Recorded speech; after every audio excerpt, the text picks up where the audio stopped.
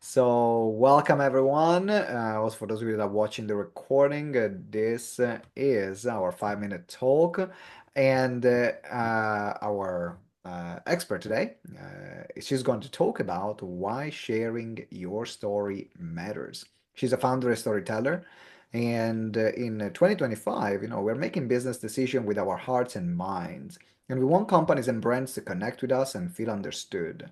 In this 1 minute talk, she will share why your story and your business matter to your clients and team, and how you can position yourself for more profound and longer lasting connection through storytelling. Welcome, Lisa Thompson. Lisa, 5 minutes over to you. Thank you so much. I'm just going to put on some slides because I'm currently not at home and I don't think I have very good lighting. So I made slides to go with my presentation. So let me just make sure that this is all come up and then we're going to get going. Can you see my screen? Mhm. Yes, Raha, I can see your thumbs up. Okay, so this was, I'm going to put my timer on as well. Okay, so your founder story and why sharing your story matters. So let me click. Here we go. As Simone just briefly gave that intro then, I'm sorry, I just clicked too fast. Oh gosh, hang on, let me just go back. Ooh.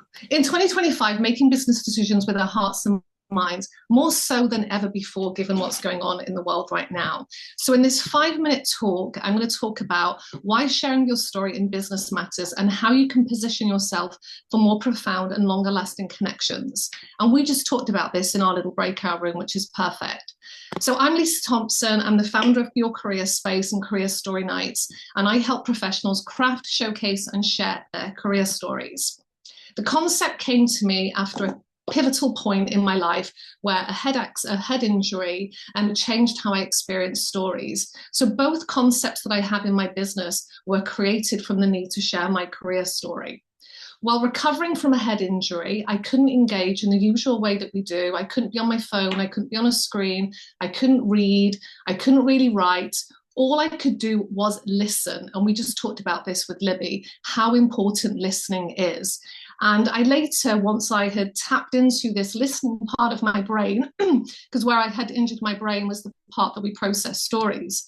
So what I then discovered is that the neuroscience of storytelling activates the brain and the feel-good chemicals, the feel-good hormones of dopamine, oxytocin, and serotonin. And when we process practical information, like this is how to download the Google Doc, or this is where to save this information, we process that in the front part of our brains. And when we hear stories, we process that in a different part of our brain. And when we can tap into that part of our brain through storytelling, that's where we build trust and empathy, and we start to have greater connections with people.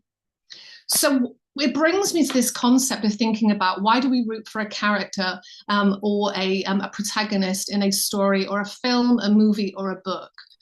And that really is because they're relatable and understandable, reminding of someone that we love or admire. And often that someone is us. I think we've all secretly watched something, and I'm thinking Olivia Pope, if any of you guys watched her, we all want to be that person and we root for them and we want for them to win and we want for them to succeed.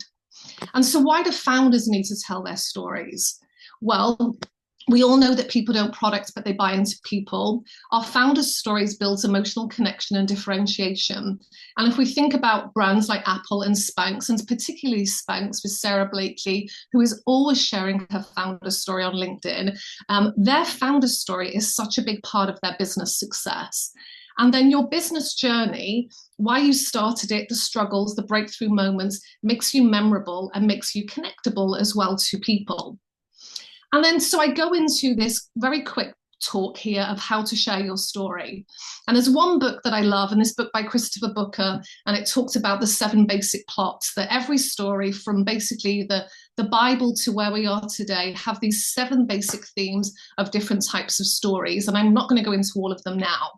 And these basic plots of stories, we always hear them as well when we think about stories of founders.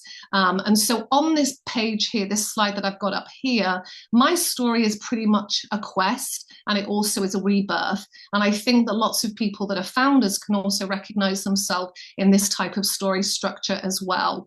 And that is that generally, as a founder, we have experienced a problem, we want to overcome that problem, that solution, and we want for our clients to have that too. So then when I think about career stories with the clients that I work with, these are the themes that I see that comes up with people. And again, I won't read through all of this, and I'm happy to share some of my slides afterwards. And then it's amazing that we just talked about this in our breakout. The main thing that I really want to teach people is to simplify your story. And this process that I have in this top left-hand corner is, what do you do? Why do you do it? How do you do it? And why would anybody else care? That is the fundamental thing. And another way to frame that up is thinking about what your mission is, what your purpose is. I heal people, what your magic is, and how you bring it to life. And some of the things that you can do, you can go into your toolkit of thinking about inspiration from childhood, your studies, your education, moves across the world, moving for love, moving for anything that you have done, and thinking about your future plans. Again, simplify your story. And one of this four things here, I have what I call the ingredients. And that is what I have that's called your career canvas, actually. And then I look at people's writing style, like, how do you write your story? A lot of people will tell their story chronologically, but we don't have to tell our story chronologically. You can start your story from current day and work backwards. You can start your story in the middle and work out. And there's lots of ways to be able to construct your story, and also to position yourself. And then we talked about this as well just now, which is amazing, the different formats and mediums. So we have spoken, which I'm doing now, we have written, we have visual storytelling, and of course we have digital storytelling. And then this is a couple of my final slides. So writing your story, what do you want people to know? Before you write your story, you must know what you want for people to know about you, who your audience is, and why they're going to care.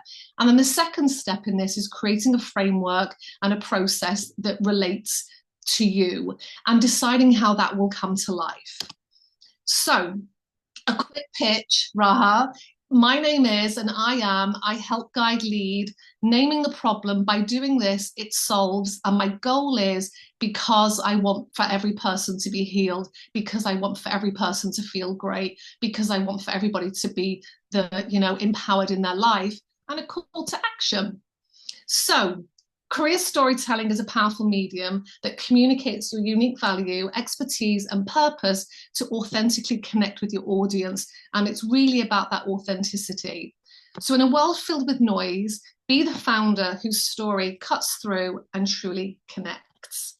So that's it. That's my 5 minutes. And I think I was 6 minutes. I muted myself. First of all, that's absolutely brilliant. Can we give, let me spotlight as well, so we have the two of us. Can we give a massive round of whoop whoops to Lisa? Yeah, mute yourself. Unmute yourself. Let's get get unmuted. Let's hear you. All right. All right, back on mute. Back on mute. Felt like okay. Yeah, great job, Lisa. Thank you. What I loved about it and what really stood out for me is the part where you share like the different story types, like the 7 stories. That's something a concept that I never came across, because Yeah. sometimes I think that the model that they share the most is like the hero's journey, which but it's not the only one, right? There's not the only one. There are other models of storytelling. Yeah. So really, that part got me to think about, okay, actually, which types of story and how can I share them in different ways in which I have not thought about before.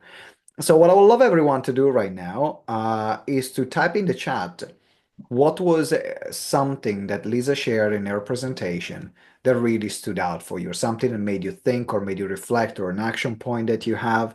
So something specific. Uh, Elizabeth says like she really loved it, and she's constantly telling people the written story and spoken, they're very different. So there's a difference which the written story, the spoken stories. Libby, very well structured, short and to the point, your own best advertisement.